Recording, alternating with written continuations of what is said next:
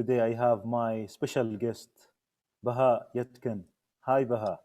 Hi, how are you? Very happy to have you here, actually. Thank you very much. I'm very interested and excited to be here. Thank you. So let's learn about Baha.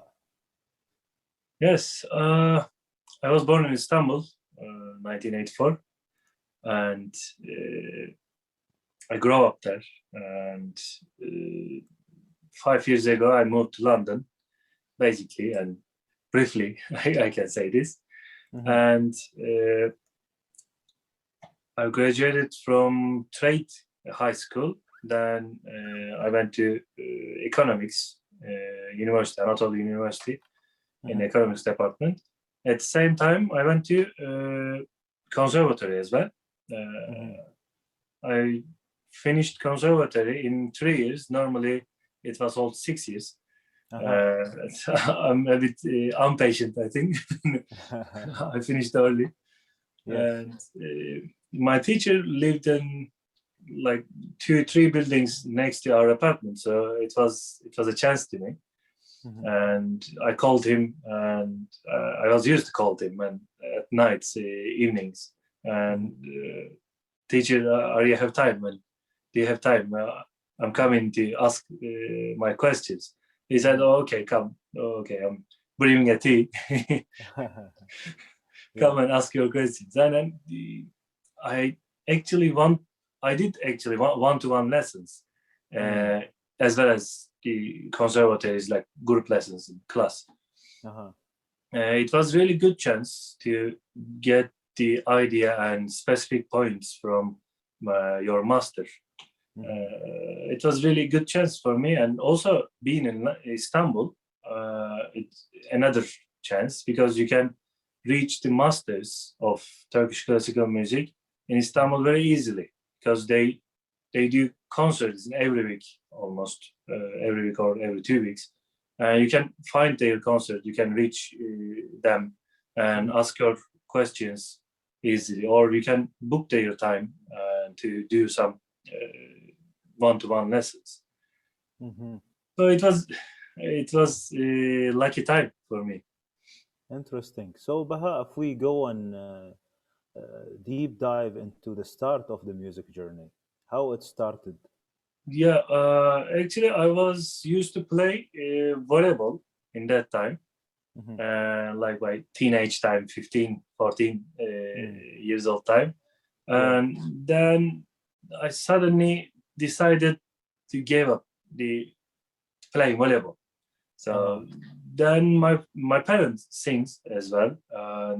They really good singer they are. Uh-huh. Yeah. And my father brought me a oud one day, and he said, your grandfather plays this, I used to play, Uh-huh. and would you like to play it? So I said, I don't know. I can try, but I don't know I can play or not. My brother plays flamenco guitar. He said, I'll show you something and you can play probably. And oud guitar sound is nice together. Yeah. And we can play together something. I said, okay, let's play something. And he showed me some like fingers and how I play right hand. Then I started playing some tunes which I knew I had them. Uh-huh. And then my parent told me, you have some talent, and maybe you need to go to some conservatory or take some lessons. And they brought me to Boğaziçi Turkish Music Conservatory, Foundation Conservatory, Mhm. and met Sözer Yaşmut, my Uh-huh. first teacher. Mm. And then I took, I think, a year, almost a year. I got in their lessons, group lessons, like choir lessons. Yes. Then I took the oud lessons from TRT oud artist Oytun Uçar. Mhm. Then I took some, not exactly lessons, but I was used to go to some luthiers, oud luthiers shops in Yes. Istanbul, Mm. and many oud players come there, even masters Yes. used to come there. And when I see some of them and I ask my question, I play like this and I want to do this ornament, for example, and how can I do? And they answer my questions, and you should practice this, then you can improve yourself like this way. And so those small touches, I can say, small touches help me to improve myself. Mostly I teach myself. I self-taught. I do. I learn self-taught. And also in another way is mesh system. After joining the choir of conservatory, and my teachers and my friends, especially musician friends, invite me to play in another choir's rehearsals. And first, actually, I didn't want to go to other choirs because I didn't know them, and I was a bit shy to get in new group.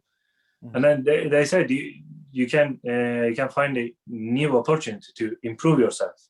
And you can learn new repertoire. You can find out new makams which you hadn't played. So then I started going to other rehearsals, other choirs rehearsals, and then I found out new skills of oud, actually playing different tone. I say transposed versions of the same makam. I play on, for example, kız ahenk, kız accord, mostly. But when I go there, I learned, okay, there is Mansur, Sipirde, and some others, Müstahsen, other tunings as well. So how can I play? So when I go home, so I try to find, okay, this come here, this note comes here. Okay, this is transposed version, and I need to practice on it. I practice at home and then go to rehearsal to play with them. So these kind of opportunities, I say, help me to improve quickly. They force me to improve. So you just listen to your instinct and nature by exposing yourself to more of the experience, meeting the masters, putting yourself in the middle of it, and asking questions, trying to solve problems. This is very interesting. Yeah. Also, it's a lucky. Probably many people can't have that. Don't have that luck. For example, I've been living in London, and if I have a question, I need to call somebody, and I can't go next to him or his house, or we can't meet in a luthier's shop. In Istanbul, it's easy. Let's meet Ramazan's shop, for example, talk about this topic. It was easy, but now it's not easy. Like talking on Zoom or WhatsApp somewhere, it's not same. We still solve the problem, but not same. So the ecosystem in Istanbul is special. It has plentiful number of teachers, masters, musicians, luthiers. It's a whole ecosystem. Baha, let's talk about the difference between your experience with Mishk versus conservatory. What's good here and there, and what's not? Actually, Meshk system is not just playing or learning new things. Also, you learn like religious, politics, and human behaviors, and respect. How can I say? Lots of things you learn there. So not just music. Also, in Meshk system, you take some human points, being human points, from your master or people who play it.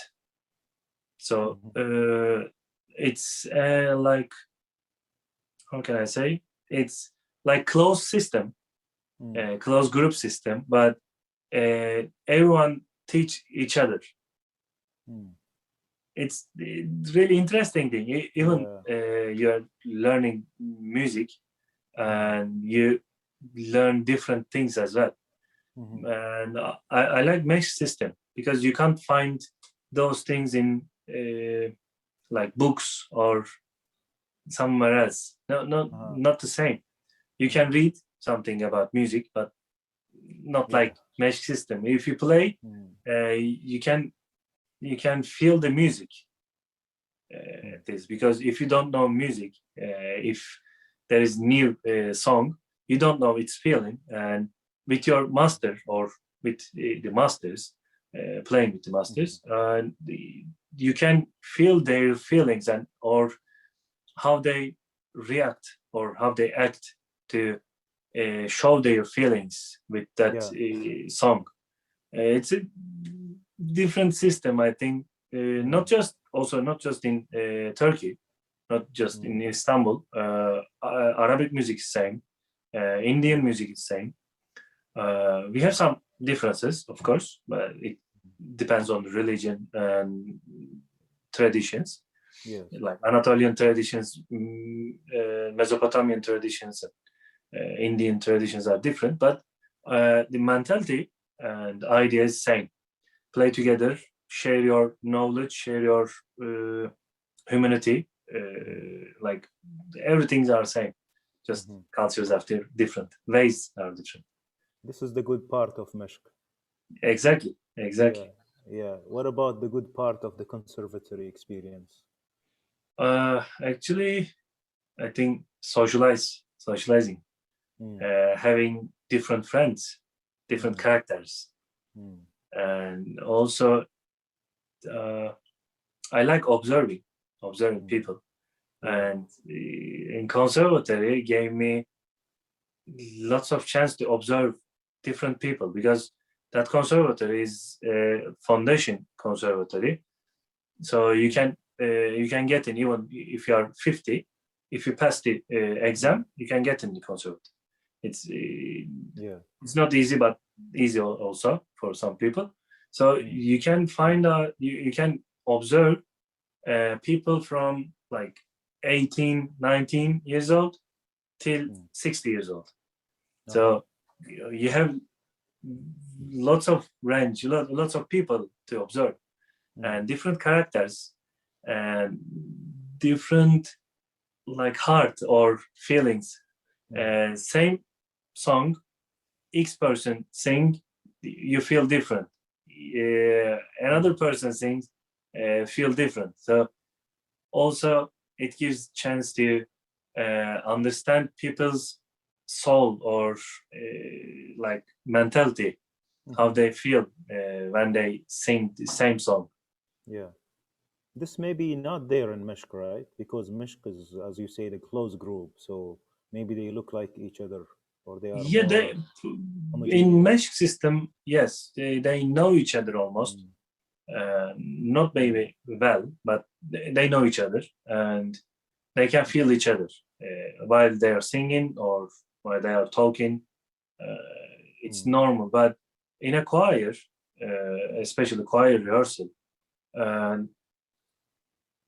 sometimes they don't know each other. Some of them, for example, they just come to choir, just sing and no talk, nothing. Just come sing and maybe drink a tea. That's all, and then go home. They are not socialized people. They don't want to be socialized, and they don't want to talk about something. Not this, but you can also observe these kind of people. Like, how can I say? Not shy, but different people. You know, they live inside.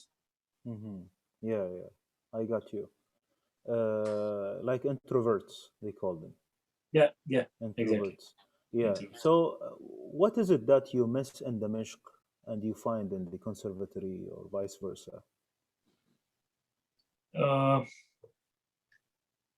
Actually, you can get something from conservatory, but that something is probably very small things or like very brief things. Yeah. For example, Hijaz makam is like this. Okay, Rast makam like this. Kürdili Jasker is like this, and rhythms like this. Okay, but how to perform this? You don't know. And mesh system give you that special things actually, because especially in Turkish music, we have signs to show like sharp flats, but mostly not play the same. Even it's written, for example, 4 comma flat. We sometimes play 4 comma, yes, depends on makam. But sometimes we play like 2 commas, but we still use 4 comma flat sign. How we know how to play or which comma we play? So you need to go to mesh system to learn, play with masters to learn this kind of special points of music. Yeah, interesting, Baha. Baha, maybe it's good now to just give an insight about the learning process after we discuss this. Yeah. What is the optimum or the most efficient learning process from your experience? Efficient. I think learn theoric side from master or maybe book or a group of people. Doesn't matter. Then you need to play with good musicians. Nowadays, if someone lives in outside of Turkey or Istanbul, and nowadays they have YouTube, and they can open recording from YouTube. They can find notation on some websites like nezan.com, divanmakam.com, and then they can play with that recordings and try to hear microtones, try to get some like rhythm varieties, or if they play some instrument, an instrument, and they can focus on what the players play, some how can I say, like ornaments, how they do, how they play, how they act. So that's the only way actually these days, because online, everything is online, and we can find everything on YouTube, Google, everywhere, and just know how to search. Yes, and observe. Yes. But for somebody like you, Baha, if let's say you are born at this time in Istanbul, and your neighbors are masters, and you have luthiers and so on. Yes. What's the optimum process of learning you would see from what we have described so far? This is like better even than online, right? Yeah, of course. If you can find a master, and you can keep going, keep with him. So him or her, doesn't matter. So if you can find a master and like stick him or her, just follow him or her. That's all. That's the idea. Sometimes automatic, right? Yes, automatically. Yes. For example, I have students, lots of students, and some of them look at some of them, and they just come to lesson without practicing, and they are expecting that I give them how to teach, how to play. Yes. I teach them how to play. It's not possible. You have to practice. It depends on you. I gave you the technique or the how you can practice. I gave that topic, that thing of technique, and then you need to practice. And sometimes I think about my my past when I was learning things. I was running after the masters. I'm like messaging or ask my friend where he is or where he's playing. tomorrow night. Okay, he's played that. Okay, follow him and follow his concerts. And even sitting in front of the protocol, like VIP section, sitting on the floor and looking his hand. Okay, he plays like this. So it's an eager or willing to learn. Yes. If you have this, you can learn. If you don't, just as a hobby and actually wasting of time. Yes. If you're not willing, if you don't have a will, just don't do this. Just listen. You don't need to play. Listen or maybe sing. That's enough. Interesting. Baha, I'm really enjoying this discussion, but let's go back to what have you been busy with so far, and what are you having for planning out your activities? Actually, what I have done first, I need to say that since 2015, so about 5 years, I moved to London 5 years ago and to present Turkish classical music and teach oud, even teach Turkish music if somebody wants. And I did a lot in London, and not just in London, in the UK, I can say. I have more than 300 students in 5 years, and I conduct 3 choirs here, and I have still one just during pandemic we can't do. And also I played theater musicals, theater shows, and I played like Iranian music, Iraqi music, Syrian music, and Greek music, and some like fusion things. Not I can say not jazz, not Middle Eastern, not Indian, something in the middle. Everyone That's plays what they play. It was a strange project. Also, I did some like workshops about Turkish music and oud as well, and I did those while I'm in London. And nowadays I'm planning.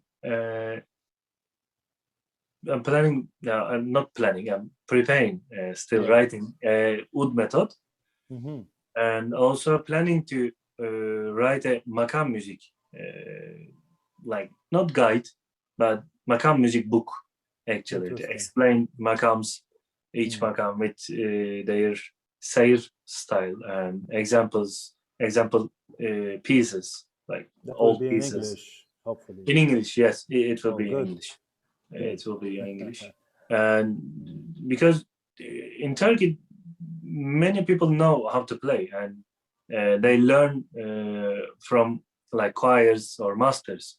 But outside of Turkey, probably most of them don't have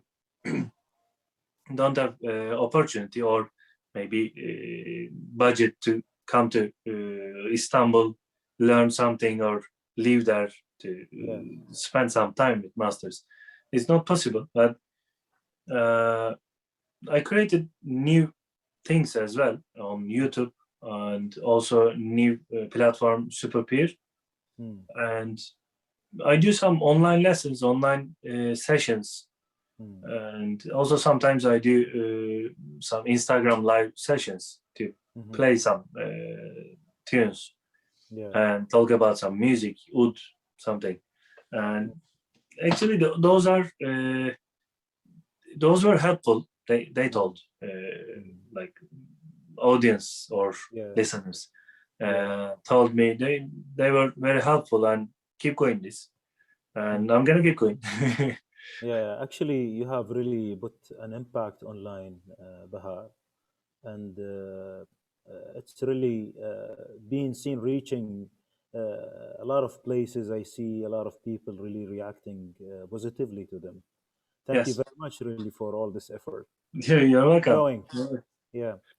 Let me stop at the point of books. the method Yeah. for oud and the makam, and I just want to see what is the difference that you are doing for sure now from your experience with the meshq and the conservatory in these books. As Yes. you said in the beginning, books might not be a good source, but I would like to see what are you working on exactly. Okay. First of all, talk about oud method.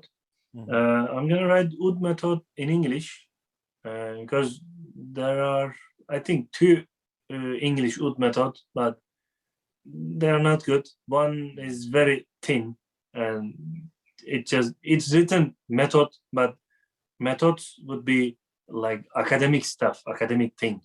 Yeah.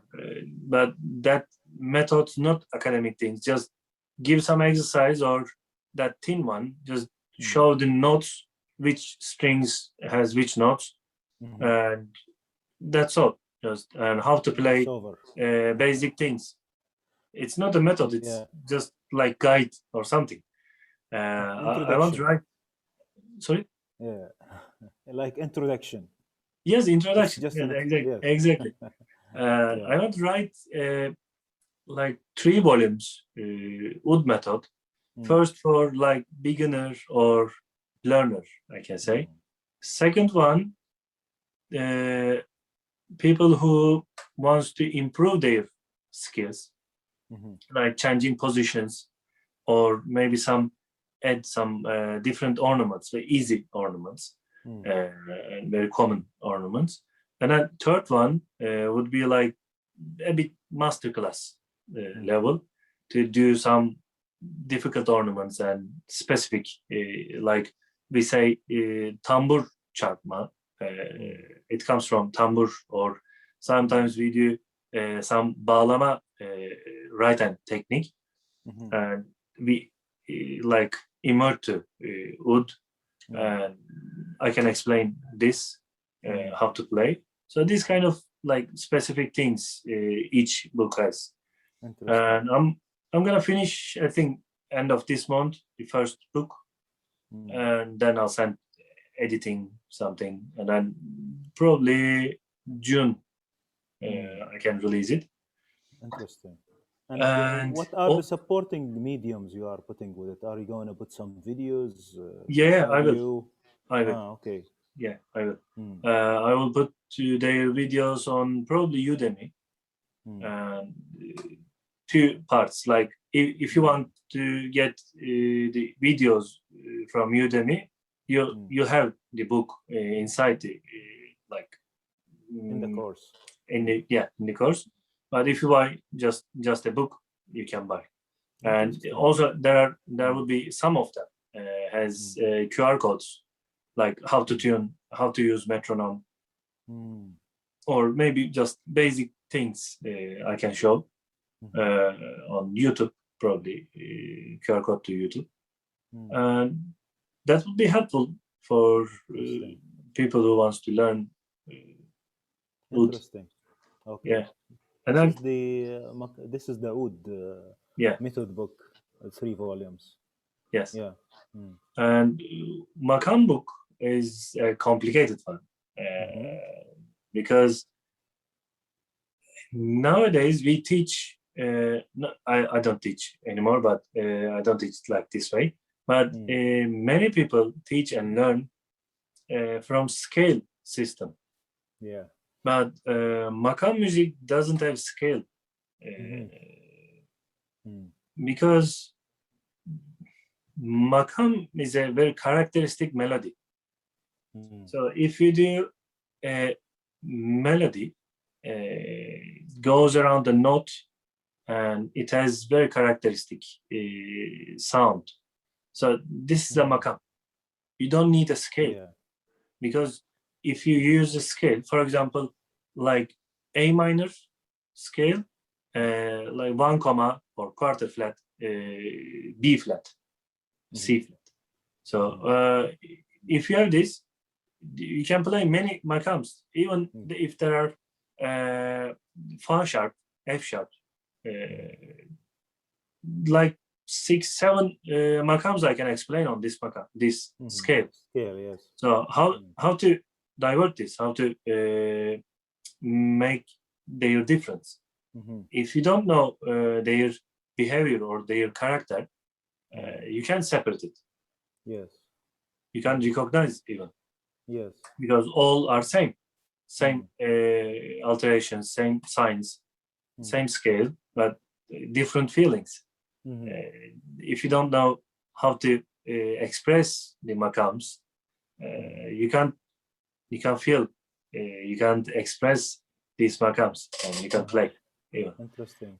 So makam music is different from Western music, and first of all, people need to understand this. Sometimes some of my students ask me, if I play like pentachord, how can I learn it? I say, you can't learn, because it's not about pentachord. So even it's you say tetra chords, it's related to chords. Yes. If you write chords, you can use those things, those systems. We don't have chords. We just single notes, single lines. We don't have orchestration, anything. Yes. So you don't need chord or pentachords or something. So you need to learn melodic way. Yes. If you, for example,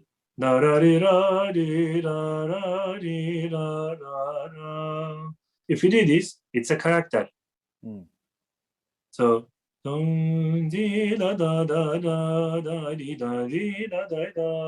it's rust. If you say this is rust, you start learning. Yes.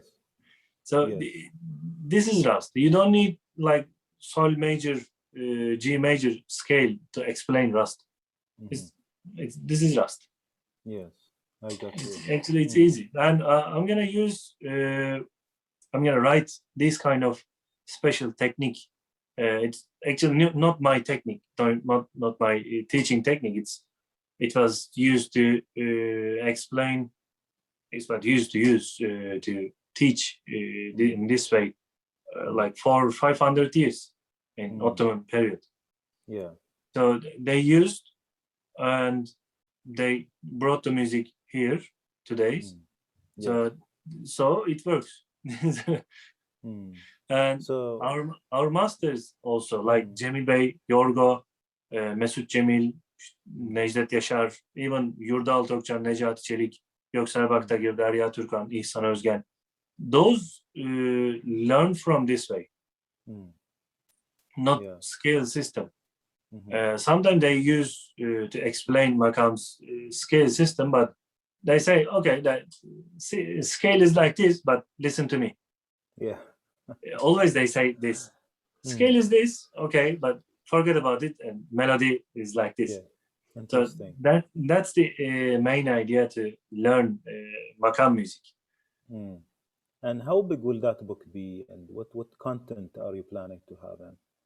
Actually, I'm gonna explain makam as written, as possible, as easy as I can, and then I give a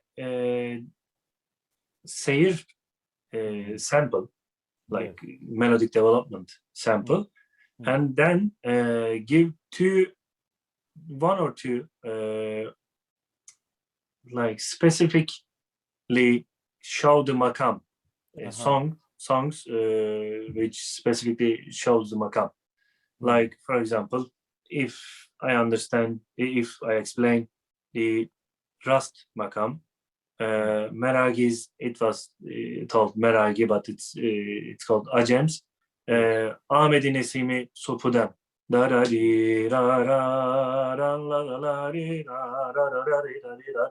It's very beautiful Rust explanation. If you play this and if you memorize this melody, that's Rust. You don't need anything.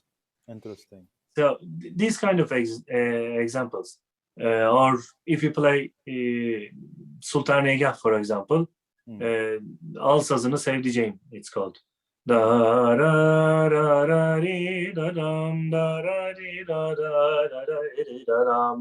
Something it goes.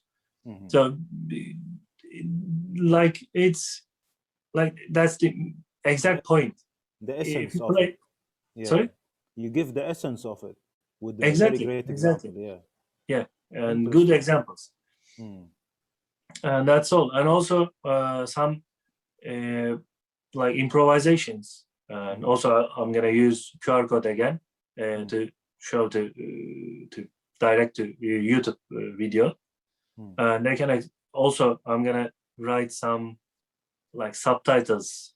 I'm gonna play those improvisations. And for example, I do like Hijaz. I do like H. I do here Muhayyar, something like specification. Just Okay, so you elaborate on the pieces, like you break them down into the flavors, or yes, while yes. they play. Interesting, interesting. But how many makams are you planning to have in this book? around 60 probably. Yeah, and maybe if you go beyond that, that's too much, right? Yeah, probably too much, because nowadays we have around 150, 140, 150, but like 15 is most common. 15 is most common. 60, 70 still playing, Yes, but rest very rare. sometimes, like once a year, maybe a choir plays or sings. That's all. And you can learn them by listening. If you understand those main ones or the 60, then you can get those rare ones understood easily by yourself. Yes, actually, yes. Yeah. Because if you learn some of those, Mm. and like I can say basic makams, and I also state basic makams as if a makam has special notes. I can say we say each note, each microtonal notes, we say perde, frets. Yes. So Yes. perde, each fret has its own name in Turkish makam Yes. music. And if a makam has its own perde, its own fret, its own note, Yeah. and that is basic makam. Interesting. Yeah. For example, Rast is a basic makam. Hisar is a basic makam. Segah is a basic makam. Hüseyni is basic makam. But Şederaban, not basic makam. Or Şevkefsa, not basic makam. Bestenigar, not basic makam. It's compound makams there. Yes. So I'm gonna explain first basic makams and like small melodies and their characters, specific characters. Then how we merge those things. Yeah. Interesting. When are we expecting this beautiful book?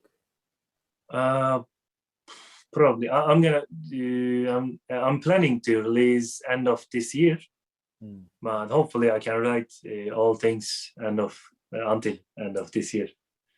It's not easy because there are lots of writing stuff, and also writing notation, writing scores. Yeah, a lot of content in there. Yeah. Yeah, it takes lots of time.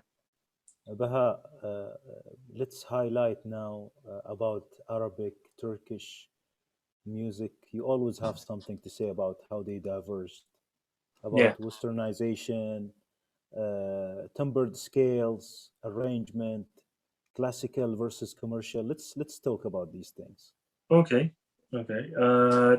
Actually, as we know, the makam music were same in Mesopotamia and Anatolia under Ottoman Empire in that time. Then I think after British and French influence in Mesopotamia and Arabic Peninsula, and they need I think they forced to change their music to make it close to Western music, because French and British didn't understand how they play this music. They were interested, but they can't play, and they try to find a new way to learn or play. Yeah. It's my idea and my conclusion. Yeah. What I read, and so they I can say modernized, maybe westernized and modernized their music. like they say quarter flat. There is no quarter flat in makam music, because that quarter flat, especially nowadays people plays, it's like irritating because it's not natural. It's something in between, like something which hasn't finished yet, like somewhere, but you can't feel it. But in still Turkish music has original ways, because we use harmonics, like natural sounds. If you play one comma lower, for example, B flat, if you play B flat, one comma lower, also perfect fifth, Fa sharp, F sharp, is slightly flatter, not like exactly the flat like piano, a little bit flatter. Or if you play like, for example, mahur, when we play mahur, if it comes from higher D, D, C, B normally natural, but B slightly goes like portamento or slight to La or B flat. It goes do, si, la. It slides. Not written there, but we do. It's automatically, because harmonics make you to play this way. Interesting. So this is the influence of westernization and maybe whatever came on TV, movies, whatever Yes, music has been westernization. brought. Has been brought. They listened to new music and they thought this is a modernization. So that Yeah, they brought say what. modernization, but it also, in some way, kills the original music. And if you do in a limit, okay, we can say it's modernized. The music is modernized. But if you pass the limit, if like degenerate thing, that's not good for music, especially this kind of traditional music. If you play Western music, even Western music is like not same as 16th century, because before Bach, for example, before Bach, like Baroque time, they play like Turkish music, like makam music, or like Indian music. But then after Bach, they create a systematic way, like temperate system, and create music on temperate system. But they sometimes I play here some Western trained musicians. I play something and they say you play wrong. No, you play wrong. I don't play wrong. Yeah, I play harmonics. You play wrong because your temperate system is not harmonics, not related to harmonics, not natural. So your way is your way is wrong. If you say wrong or correct thing, your way is wrong. And Arabic way, Arabic music chose that way. Still, there are many people to play like original way, traditional way, but popular stuff, popular Arabic music, like westernized nowadays. Also in everywhere. Turkish music, It's like pop culture is everywhere. Yeah, exactly. In, for example, Anatolian folk music, they try to arrange like Western music. Western music with microtones. They arrange like this. But it's wrong. It's Anatolian music, and it's a traditional music. If you can arrange its own character, its own culture or tradition, okay. But if you westernize it, you like how can I say, ruin it. Yes, right. I got you. Baha, about the Turkish and Arabic oud and the similarities, differences, and also popular instruments. Yeah.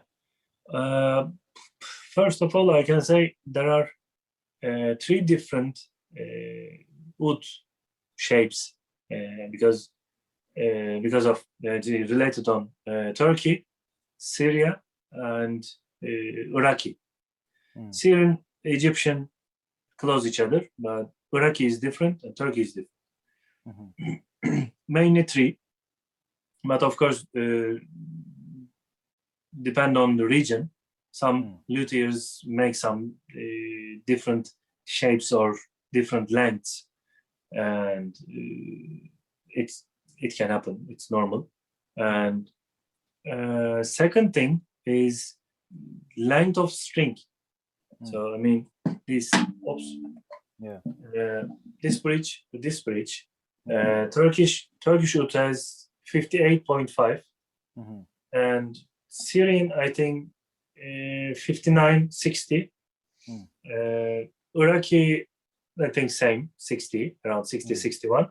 Egyptian are longer, like 61, 62, 63 even centimeters. I think the Turkish one is most comfortable, I can say, because if you hold your hand like this, it's normal position. You don't need to open like this. If you hold like this, you can play. It's easy. And each column, each finger has its own column. But then, if it's longer than this length, you need to open your finger like guitar. Yeah. So, and also there are tuning difference.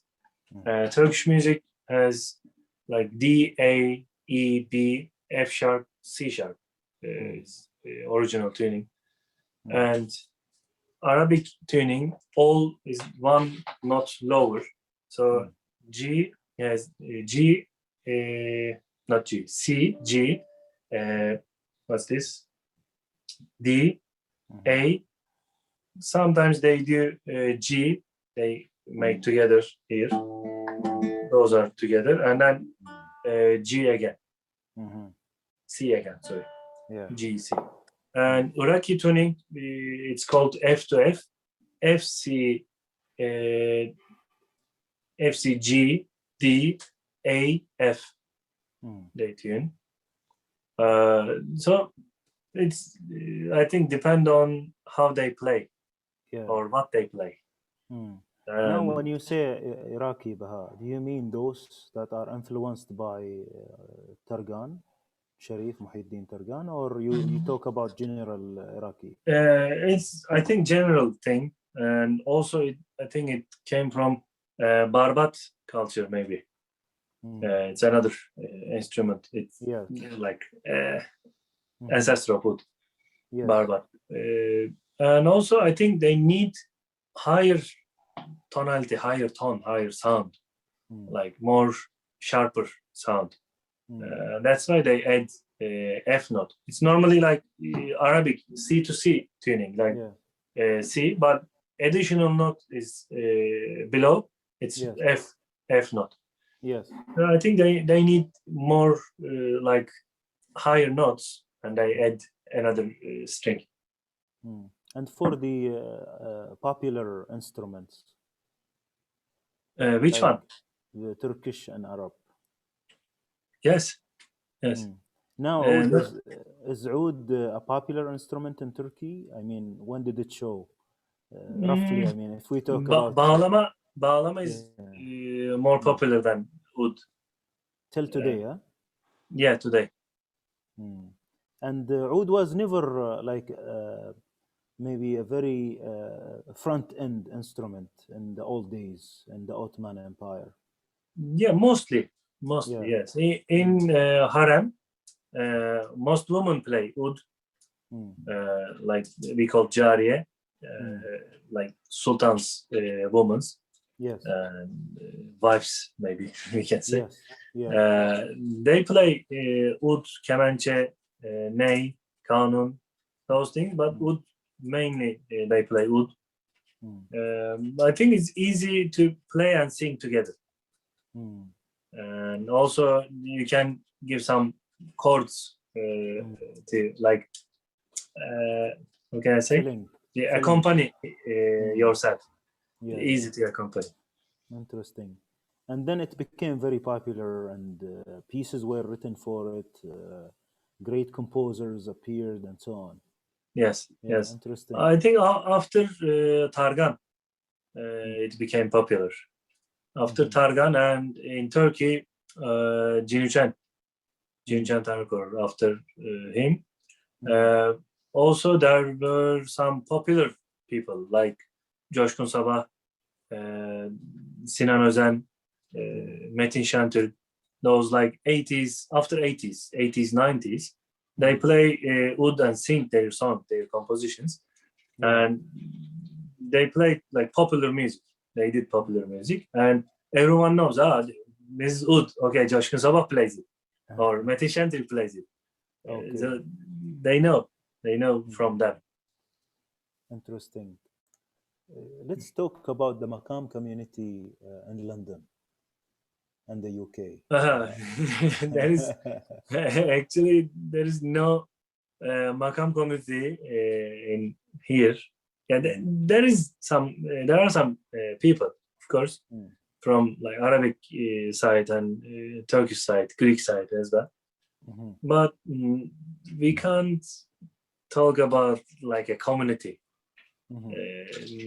Everyone plays, like everyone does their own thing, not play together or share something together. Not did that. So not at least nobody has done with something with me or with other people. Few people works together, but that's all. Just very separate parts. We have seen actually a community in the States, and I think episode 69 was about such community with Sammy and Johnny in the States, and it took years in there, and there are a lot of reflections and maybe some impact on the scene in there. Maybe this is possible to do, right, in the UK, but it needs some effort and support, and maybe online. Never know. Maybe it could be. Maybe it can be done. I don't know. Maybe we can. I need to talk with the other people, especially Arabic. There's a Syrian guy, Ahmed, and he's a director of a Arabic British Center. Maybe we can arrange something with him, and they collect other people, because he knows probably many people from makam music side, and maybe we can arrange a meeting, or maybe like collaboration, at least on Facebook or something. We can talk on makam music on Zoom meetings, something we can do maybe. Yeah, interesting. I know we talked about the resources for a musician, a serious musician, and you have highlighted this maybe in the first point. But what is it exactly that a serious musician should be really careful about in terms of what resources to look for, what repertoire, how big is that repertoire, and what kind of effort he should do, or she? Actually, first of all, if I want to say this, if somebody want to learn makam music, they have to find masters. They don't need to reach them, just reach out on YouTube and watch their videos. And if they can travel to their country, they can go, and they can be close them and learn something. In generally, makam music masters, as we talked before, most of them don't know English, and they can't communicate with other people. Yes. That's the main problem, I think, of makam music, not to spread over the world. Yes. Because like Indian music or flamenco music, they know English, and especially in Indians, it's almost main language. So they express themselves. So they reach from like America or Argentine or Spain or somewhere else, so they can reach other countries. But makam music masters can't reach if the governments doesn't support them. Governments don't support them. They can reach other countries or other audience who can be interested in. So this music, like traditions, actually must be supported by governments first, and also maybe they can arrange, the governments can arrange a language course for masters, like 6 months, 8 months period. Teach like English, French, German, what they want, to like explain those tradition to word. And I think the main problem of masters, otherwise they can explain, they can teach, but they don't know how to teach in another language. Yeah, that's a very good observation, really, Baha. And how much repertoire should the serious musician worry about? How big should it be? I was told, if a musician play those kind of traditional thing, minimum they need to know 1,000 or 1,200 around. I know about 4,000, maybe 4,500 around this. And it's important because not just playing a song from scores notation. Yes. If you want to do an improvisation, you need some melodies. So if you play improvisation in, for example, Hüzzam, makam Hüzzam, you need to know around like 50, 60 Hüzzam songs by heart to your brain, help your brain to create new melodies or combine those melodies to create new stuff. If you don't know, but sometimes my students ask, I have a student for 5 years, and he says, I've been taking lesson from you for 5 years, but still I can't do improvisation. So I said, you have to memorize melodies. You have to memorize notes, those songs. We practice songs or peşevs, sasemayız, but he can't memorize. He can't memorize those. If you can't memorize, you can't play. It's like, I always give this example. You want to write a book, but you don't read a book. And you say, how to write a book? Still, I can't write a book. Right? First, you read a book and you understand the structure, or you learn new words, new phrases, maybe new idioms, and then you can write a book. And same thing. If you don't have a library, like word library or melody library, you can create new things. Yeah, it's obvious. Interesting. Baha, let's now stop and talk about the theory of Turkish music for a bit, especially that you have some effort doing something else.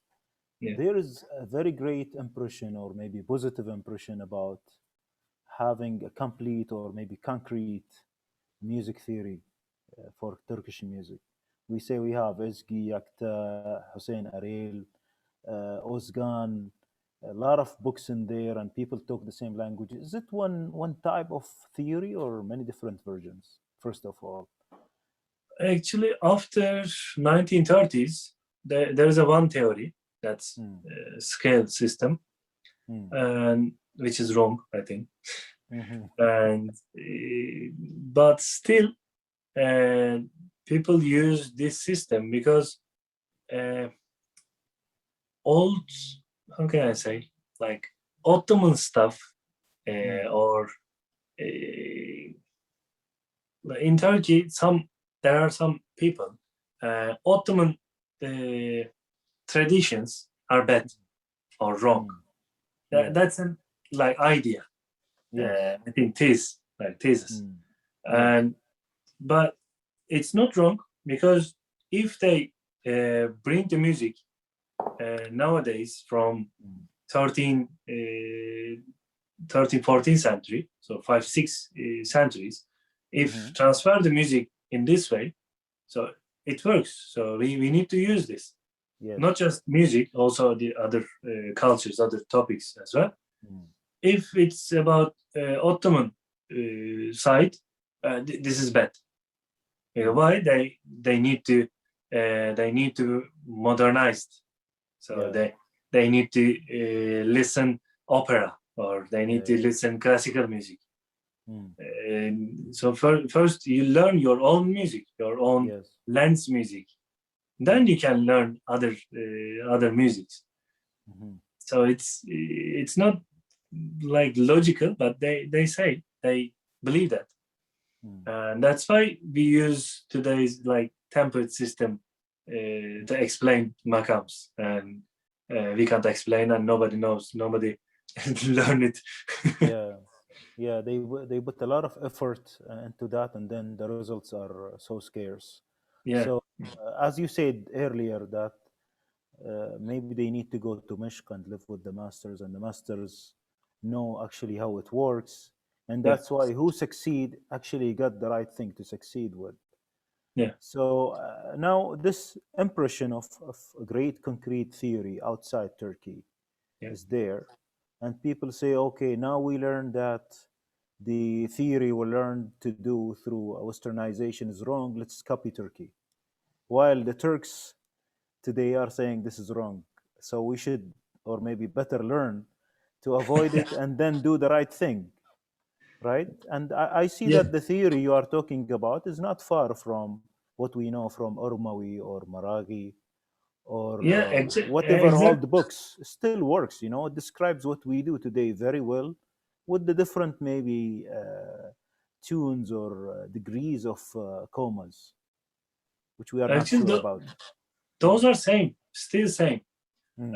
Playing are same, like performing are same, but explanation, I don't know why they needed to create new thing, but they created this thing, and this scale explained on scale system. Everyone try to explain makams on scale system. Also, the comma system and comma signs, like microtone signs, are wrong, because we don't have Uşak flat. We don't have Hüzzam flat. Hüzzam flat is same same flat rate of Uşak. But we don't have any sign to explain this. So we write one comma, but we teach to student, when you see Uşak on top, you play this one comma to like 2-3 commas. So the student asks, well, why? So it's written one comma. I know, but this is the way. Not sufficient. It's not sufficient to reflect on paper. Exactly. Also, it's not easy to write. And even we write, so we can write. It's there is some science to write these things. Even we write, if musician doesn't train well, they can't read. So that's another problem. We have teach musician very well, like all accents they can read, like all ornaments they can read. from notation. Also in Turkish music, you can't write all ornaments, Yes. except that like portamento or glissando, something, those things. Yes. If you write, for example, ornament, like we say çarpma, like grace note, kind of grace note, not exactly, but grace note. If you write this, player can't play what you write. Yes. Because it comes from player's feeling. Yes. It's related to player. Yes. It's also a beautiful side of the music, because every player plays its own feeling. Yeah. So it's individualized. So why do you need to put it there? To mimic it, or if it is personal, then you don't need to imitate it. Maybe for a learning purpose. Yeah, if you teach, maybe as an example, you can write. But it's normal repertoire stuff you can't write, because also each singer sings different. And if you are a musician behind of the singer, you follow him or her. So it's also depends on singer, player. So you need to write one note, just very clean, very open, and skeleton. They can add. Yeah. You mean you put the skeleton on the note, and that's it? Yes. Yeah, and in also else is additional. Yeah. Yeah, in also Turkish music, notation like scoring came end of 19th century, like 1880s, 1890s. Yeah. Before that, there were like Hamparsum system and another like Greek system, but I think after republication, they prefer to use notation to like remember, or it reminds as a reminder. Yeah. Because in Turkish music, still I do same thing. If even I don't know the music song, I open a notation just as a reminder. Look where it is, where it goes. Yeah. Then once or twice playing, after playing once or twice, then I memorize it. Okay, it goes there.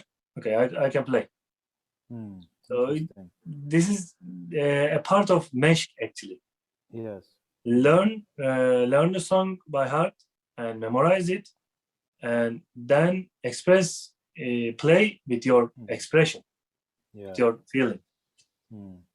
So how do you deal with the notation after that? Seeing the masters and now yourself practicing this for a while. How do you deal with the scores nowadays?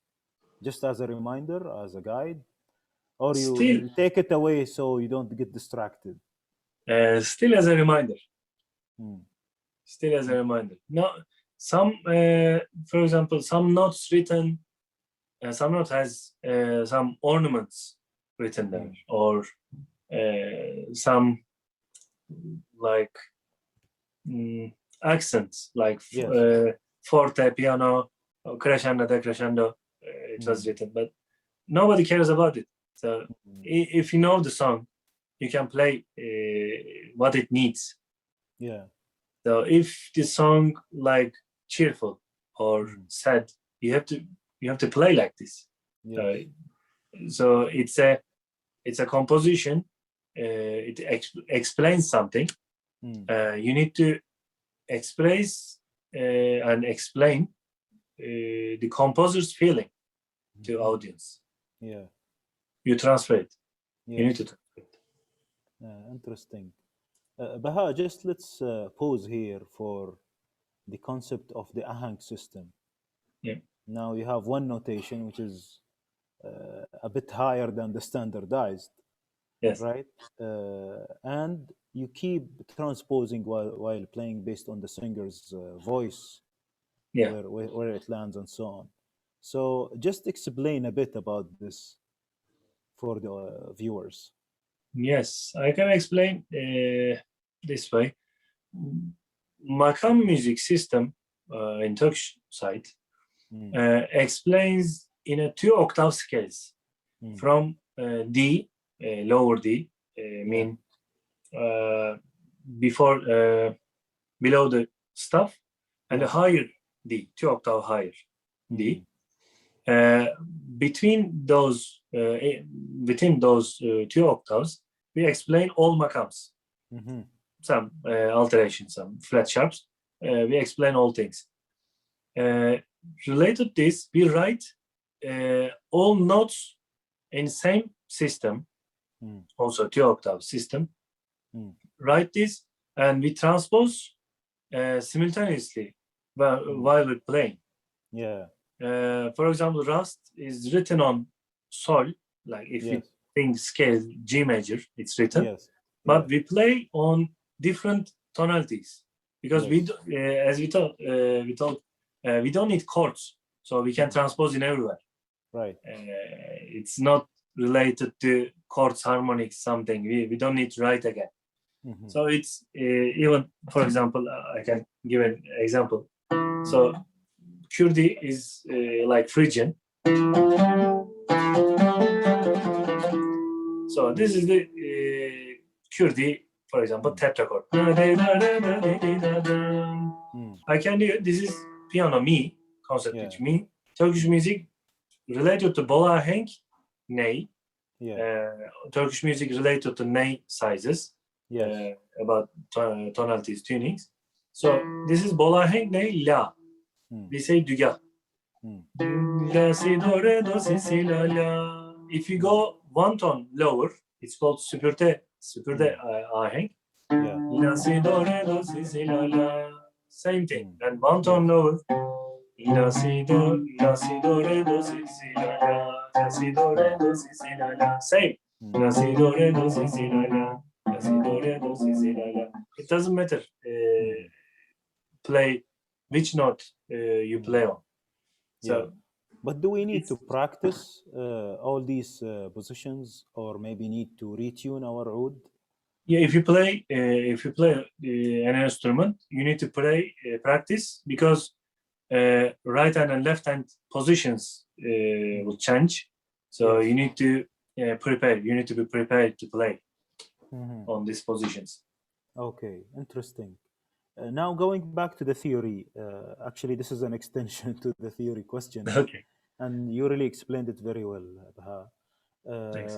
Today we have a lot of things that are there beyond books, and we discussed technology, Udemy, YouTube, and so on. And I think we have more space. We know that cultures are mixing, people are traveling, people are worried about the identity, but at the same time there are good stuff about technology, about online communication, about online workshops. Do you think this will change the scene? It will further expand on taking these cultures beyond their borders? Yeah, in education way, I think it will change, because in the world, education version 2 becomes popular. So version 2 is on online stuff. You don't need to go to university. You don't need to go to a course to learn something.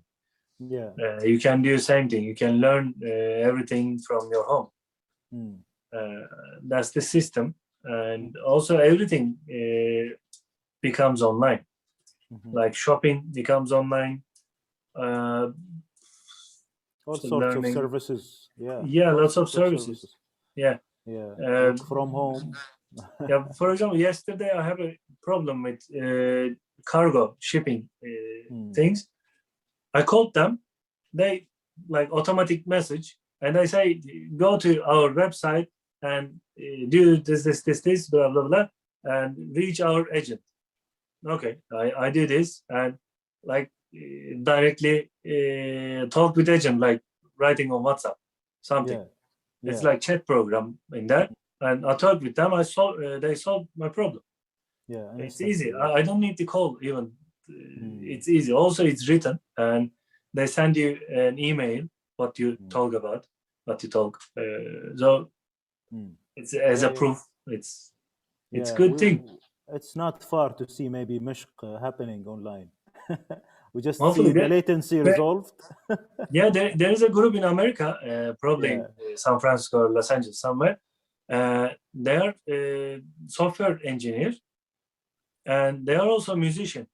And during pandemic, they can't come together to practice, play some songs, and they thought about creating a platform which synchronize each musician's music. So, for example, you play there, and I play here. A friend in play in France, one in play in America.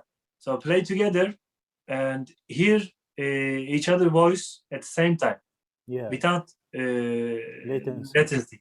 Yeah, it's not easy because everyone use different internet speed.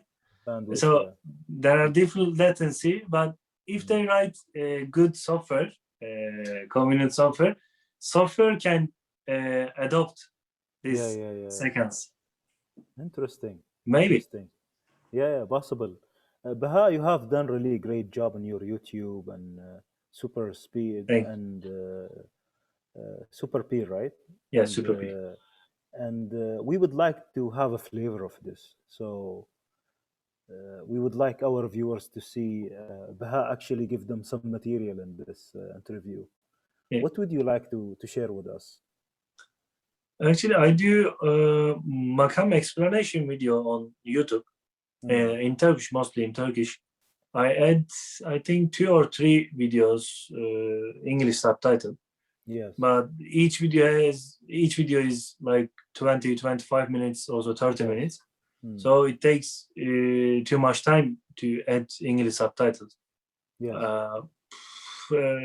So I decided to make an English version of makam lectures under Super Peer.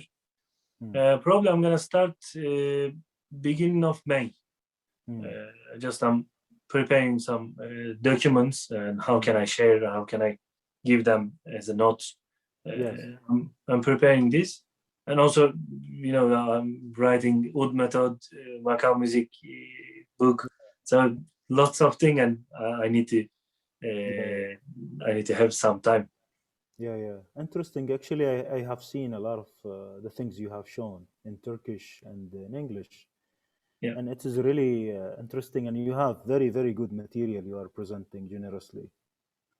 Thanks to you, actually. I'm trying to show what makam is, and also share my knowledge.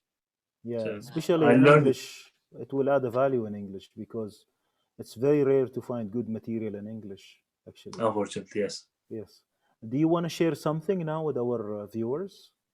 Yeah, sure. What do you like to do? Like explain the elements of maqam music and show some theory here? Maybe I can show maqams, like explanation, the example of modulations. Yes. Can you start from Rust?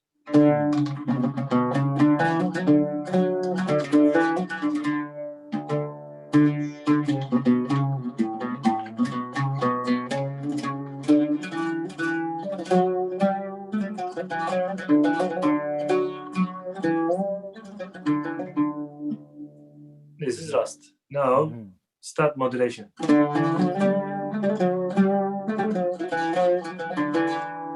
It's Usha.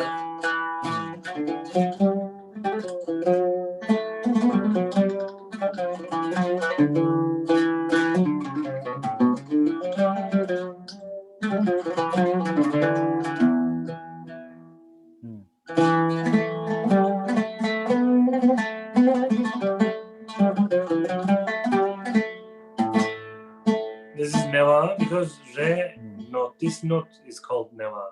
Yes.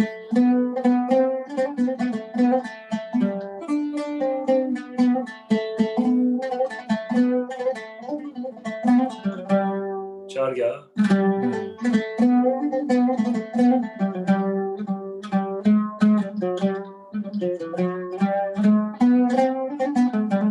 Charga with Sabah.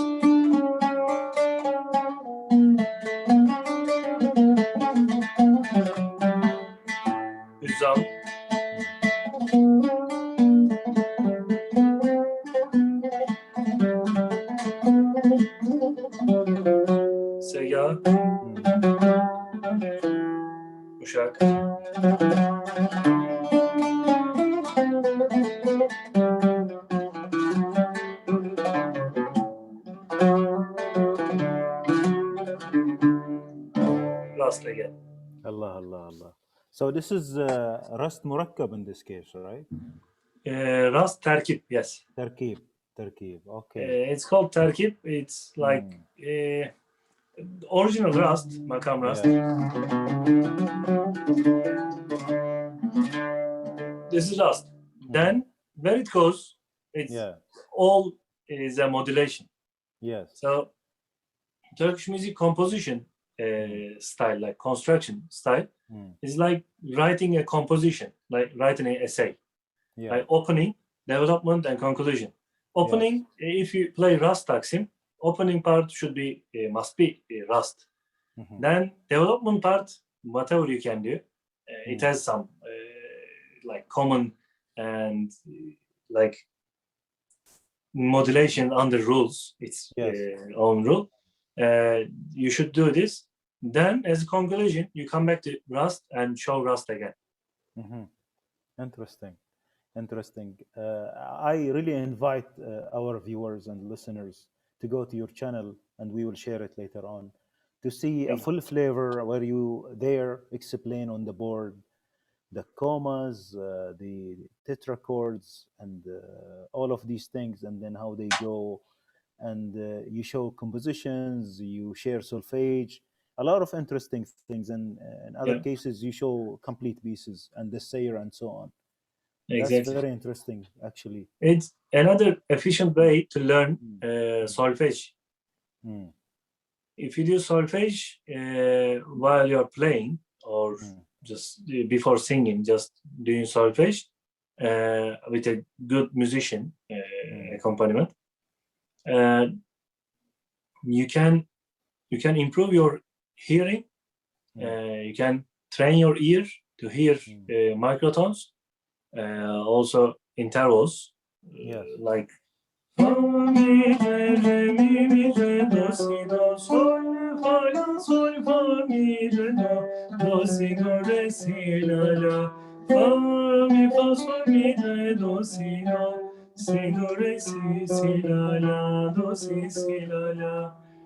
if you don't do this, you can't play as well, because before, especially oud, kemençe, ney, this kind of fretless instruments, you need to hear first before playing. Yes. If you can't hear,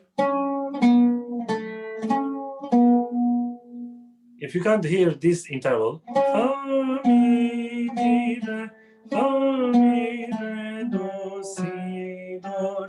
if you can't hear those intervals, you can't play hüzzam, or you can't play other makams as well. Yeah. Interesting. Solfege is important. Very helpful. It's very helpful to improve your ear. Yeah, I think this came recent in the recent decades, but this is a very useful tool now. Yes, exactly. Very useful tool. Yeah, interesting. Baha, let's talk about your experience in teaching.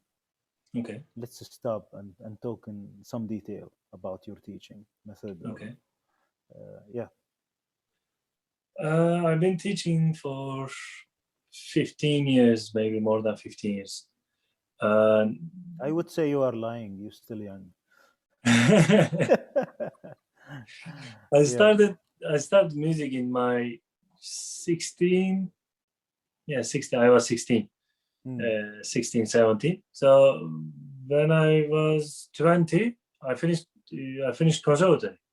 So then my teacher told me, best way to learn, you need to teach.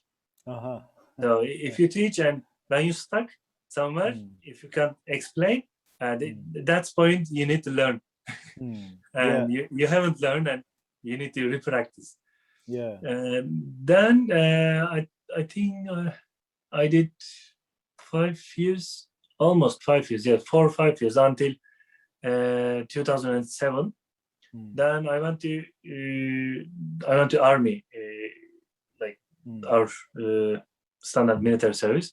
Yeah. And then I came to Cambridge in 2008 to learn English.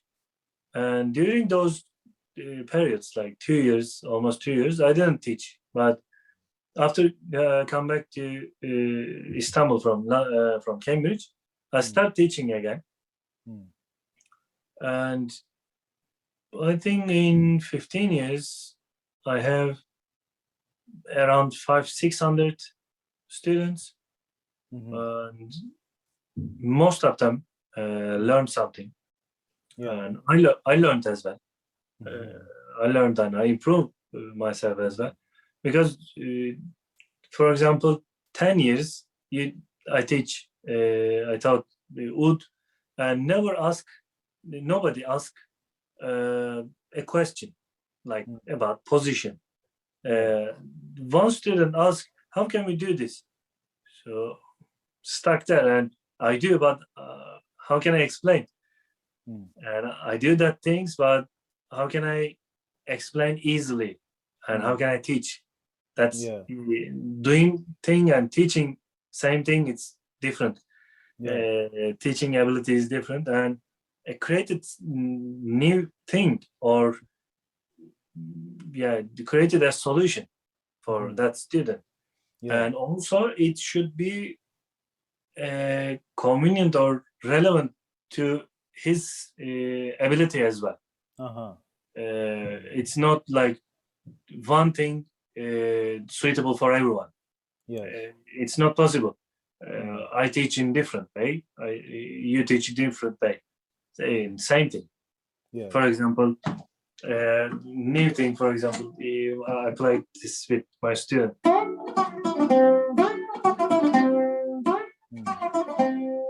When we do, many people, for example, does this thing, this ornament, but they can't explain how we do. Yes. It was difficult for me too. But then when I try to play slowly, okay, slide, stop, slide, stop, slide, play, slide, stop. Okay, the mentality is play, slide, stop, play, slide, stop. Okay, then I can teach. I can create a way or technique to teach. It's not easy, but in time and within experience,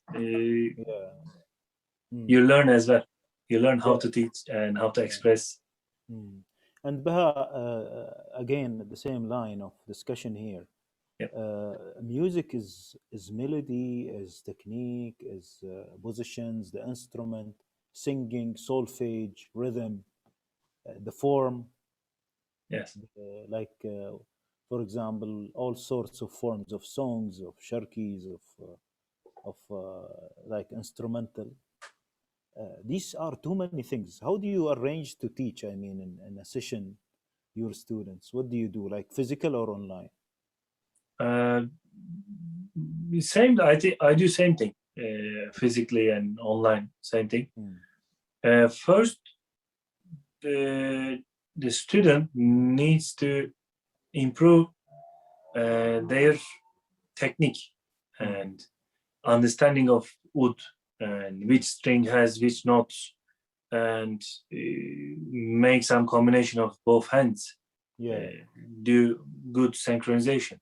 First, we need to practice those. Then, even we practice this, I give some example of music, like Peshev, Sasemaiz. We practice this, even some songs, sometimes easy songs, sometimes a bit difficult songs, depends what we play, what we practice. And I give them wood technique and some basic ornaments sometimes, and sometimes rhythm and repertoire together, mostly at the same time. Yeah, that's like for mishq, example, right? sorry? You are doing mishq then. Yeah, mesh things. Wow, Yes, interesting. exactly. Yeah.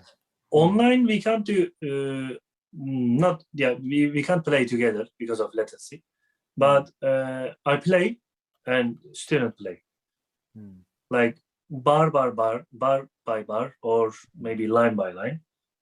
We practice this, and also I provide a video and some notes on score and send them this PDF or scan thing. So those helpful to play with me as next to him or her. And Baha, what do you ask them to practice at home? How do they practice to make sure they reach the results you expect them to? It depends how their level, but if they play something and if they want to improve, they can practice a difficult piece, and if they stuck some part of the piece and practice especially that part. Yeah. For example, that part,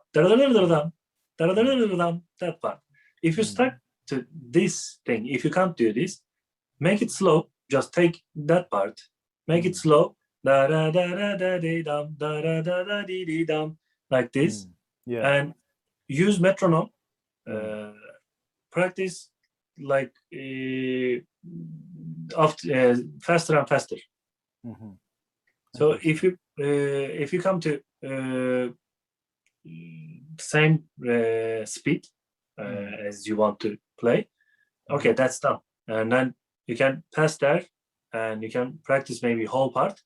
And if you stuck again, practice again, maybe slower, or maybe practice the whole part. Maybe you can't connect, you can't make a connection, previous part and that part. So these are different techniques, and it's related to person. Yeah. And do you teach them to, for example, do scales, etudes, tamreen, whatever? Do you give them these, like, or everybody has his own customized thing? What is a good session for practice for your students? I give them main things, actually, main makams, ideas, and like intonations, which finger we use to play that makam. And I gave them an explanation, like written explanation, and also video, like basic things. For example, like, okay, talk about like Rust. This is Rust, and melody goes re, then do, re, mi, fa, sol, la, si, do, sol. This is Rust. If you go further, it goes panchka. If you go to re, sol, la, si, do, re, mi, fa, sol, mi, re, it's panchka. Re, sol, fa, la, sol, fa, sol. It's gardaniye. Re, sol, fa, mi, re, do, si, la, sol, fa, sol, la, si, do, sol, fa, mi, re, si, do, sol, fa, sol. It's Rust. It's a video. Yes. And to give an idea about Rust and where it goes. Then we practice some songs or peşter something, and to show different composers like compositions and idea, and or like creating melodic structures, how they create, how they use melodies to explain Rust feeling. Yeah, so in this case, you are enabling your students to be independent, to be free rather than strict to a certain piece or a certain two or three ideas. Yeah, exactly. Interesting.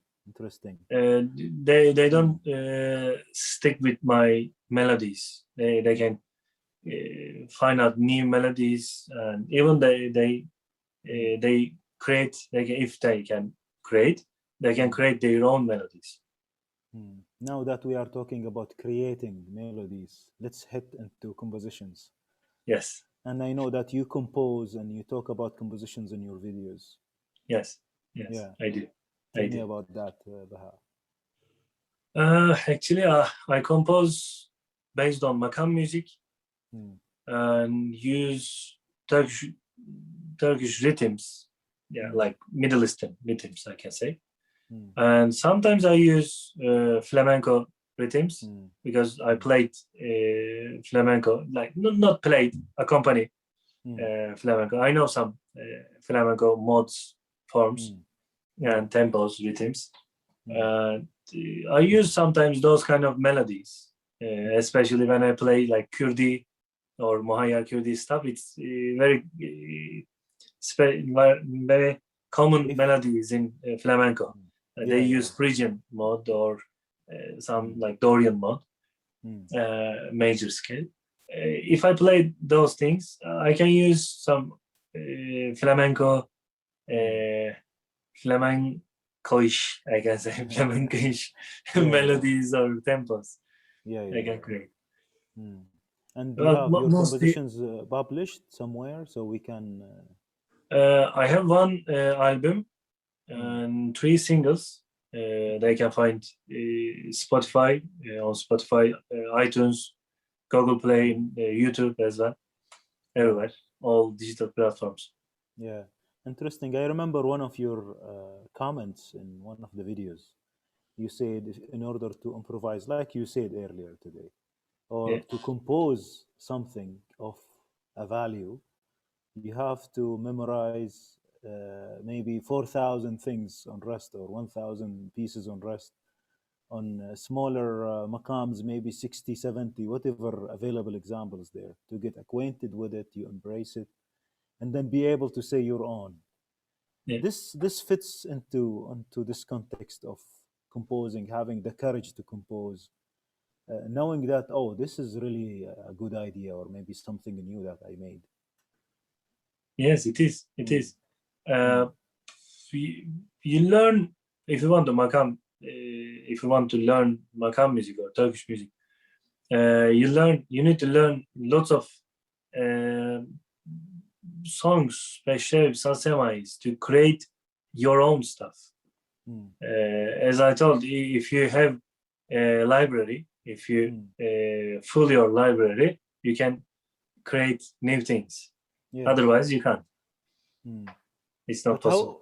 How do you say, for example, Baha, that this piece is really new, this is original, or this is something that's worth recording and publishing?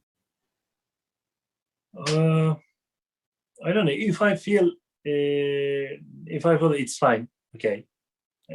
Sometimes I say, probably I have now more than 100 compositions in my laptop. I compose because after 20 years, I create. I think I create lots of melodies. When I practice oud, a melody came. A melody comes, so you can't stop it. It comes, and I open recording and I record it. Yes. And then you say, oh, this is something new. Nobody has said this in Rust or in Sultan Yaga. I think it's worth recording, it's worth transcribing and maybe sharing. Yes, exactly. What would you share with us to listen to some of these compositions? Let's say, for example, a piece, and then maybe talk about it, and let's hear it from you. Okay. We can. What I can play. For example, everyone loves Hijaz. That's how I play Hijaz. This is Hijaz composition. It's called Gönül. It's heart. I dedicated this piece to Göksel Baktagir, Kanun player Göksel Baktagir, because its feeling is like Göksel's melody, like Göksel's composition, and that's idea. Interesting.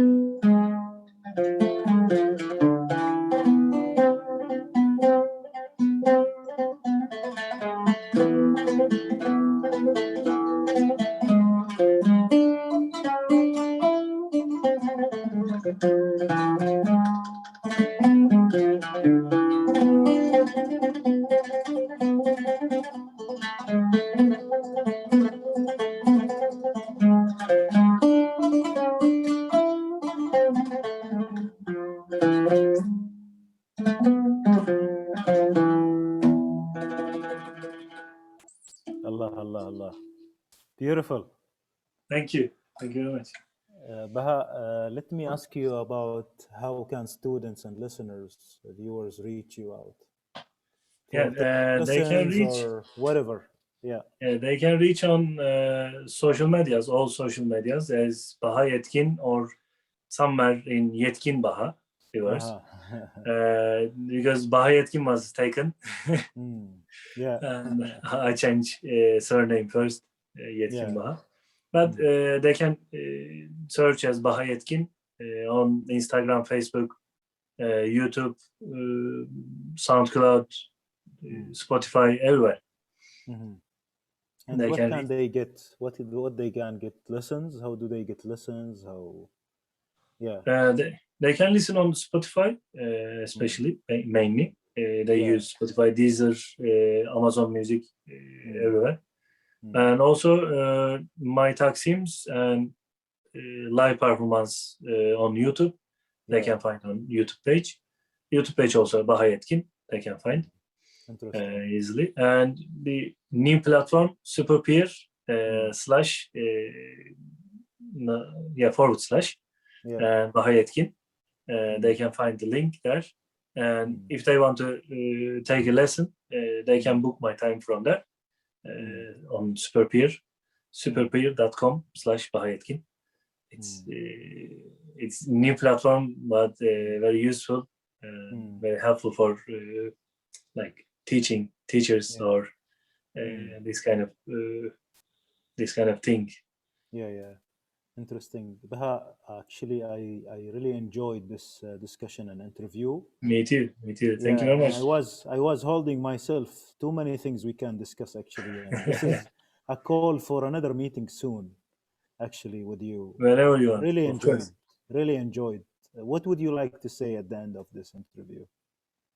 First of all, thank you very much to you to invite me to do this session.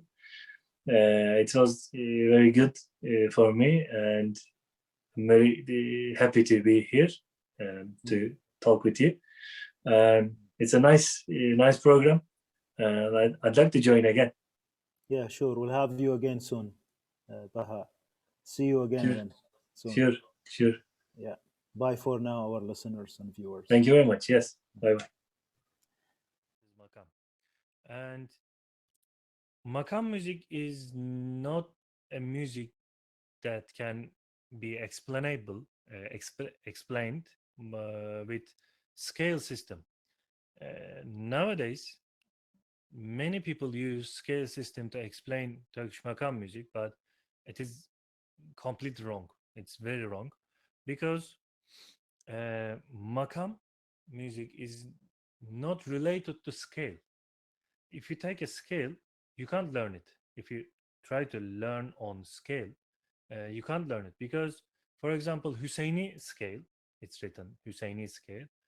There are 6-7 different makams using same scale. So which one So which makam's scale you need to use? It's very confusing, but you don't need this because I'll come to perde. Perde means fret. So Turkish music has different frets, not just 12 half steps. We have more than that. Example. For example, what talk about Kürdi, for example, makam Kürdi. It's like Phrygian mode. So mi note comes la, Turkish music la. This is mi, piano mi. La, si flat, do, re, mi, fa, sol, la. If we take it one note lower, so it's called süpürde, as you can see here. Third one, süpürde.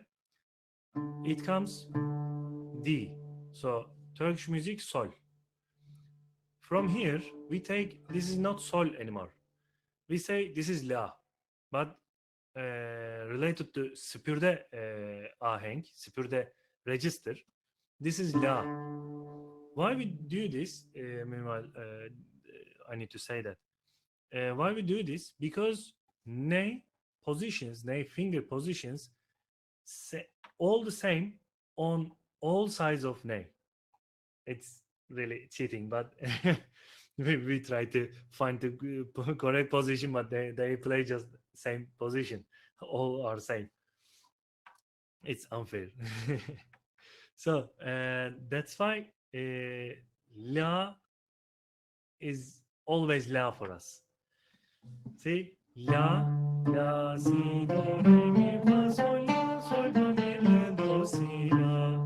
If you take it down here, la, si, do, re, mi, fa, sol, la, sol, fa, mi, re, do, si, la. Here, those all are same. If you play like scale, all are same because intervals are same. And when we come to melodic side, also melodic side are same because as we talk, makam is characteristic melody, smallest characteristic melody. So it doesn't matter which note you use. If you create a melody with exact intervals, that's all. That's done. So, and this is, well, meanwhile, I forgot this one. As you can see, bolahenk and süpürde register are suitable for male singer, and kız and mansur register are suitable for female. So there is makam. That's the makam.